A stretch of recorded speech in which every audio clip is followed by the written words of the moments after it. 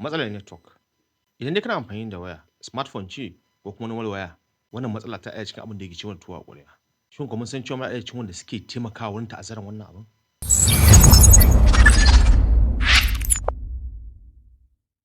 Assalamu alaikum warahmatullah. Kamar kullum sunana Salim Salisu daga Salim Fotek. Inda a bisa al'ada muka saba kawo muku bayanai na amfani da waya, kwamfuta da fasaha sadarwa ta zamani ta ICT. Kamar yadda na faɗa cewa muna taimakawa matuƙa wurin ta'azzaran matsalar network a yankunan da muke. Saboda a lokuta da dama idan muka samu matsalar network ba ma kiran customer care. Kiran customer care na mutane da yawa daga yanki cewa akwai matsala yana jan hankalin masu kamfanin ta yanda za su turo injiniyoyi su gyara muku. Akwai inda nake aiki na taɓa zuwa ina ta samun matsala da network ɗin Airtel.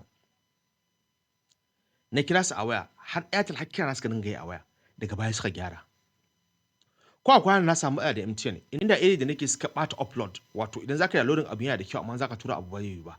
Idan za ka tura 20 MB sai ka iya ɗaukan awa ɗaya bai je ba, amma download 20 MB a ‘yan sakanni ya zo.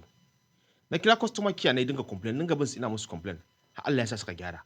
Daga sanda ka ga matsalar network ya faru a area ka, musamman a ce network ɗin ba yanda ka saba jin shi ba, ka ɗauki wayar ka danna 300 ka kira customer care ka musu ƙorafi. Idan za a samu mutane da yawa daga yankin ka su yi wannan ƙorafin, insha Allahu kamfanin MTN ne, Airtel ne ko waye za su yi ƙoƙari su ga sun gyara. Amma idan mutum ɗaya biyu ne suka kira kuma shi ma mutum ɗaya biyun bai takura musu ba, za su iya ganin cewa ba matsala ba ce tunda kowa ya yi shiru.